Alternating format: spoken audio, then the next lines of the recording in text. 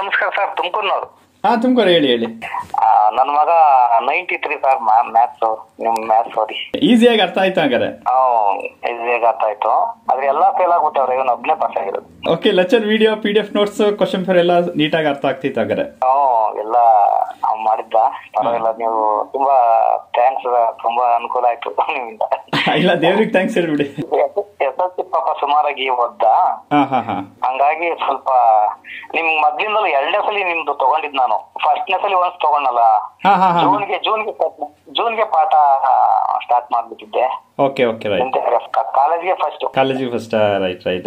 ಈಗ ನಾವ್ ಯಾವ ರೀತಿ ಹ್ಯಾಂಡಲ್ ಮಾಡ್ತೀವಿ ಗೊತ್ತಾ ಮ್ಯಾಥ್ಸ್ ಅಂತಂದ್ರೆ, ಕಂಪ್ಲೀಟ್ ಆ ಸ್ಟೂಡೆಂಟ್ಸ್ ಇಂಥದ್ದು ಗೊತ್ತಿಲ್ಲ ಅನ್ನಂಗಿಲ್ಲ. ಸೂಪರ್. ಅದ್ರೊಳಗೆ ಅಷ್ಟು ಬರಲ್ಲ, ಅದ್ರೊಳಗೆ ಇನ್ನೂ ಈಸಿ ಆಗಿರೋ ಬರ್ತವೆ, ಅಷ್ಟೊಂದು ಕಷ್ಟವಾದ್ದೇ ಬರಲ್ಲ ಅಷ್ಟೆಲ್ಲ. ಯಾಕೆಂದ್ರೆ ನಾವು ಆಲ್ಮೋಸ್ಟ್ 1300 ಕ್ವಶನ್ ಸಾಲ್ವ್ ಮಾಡಾಕ್ಬಿಟ್ಟಿದೀವಿ.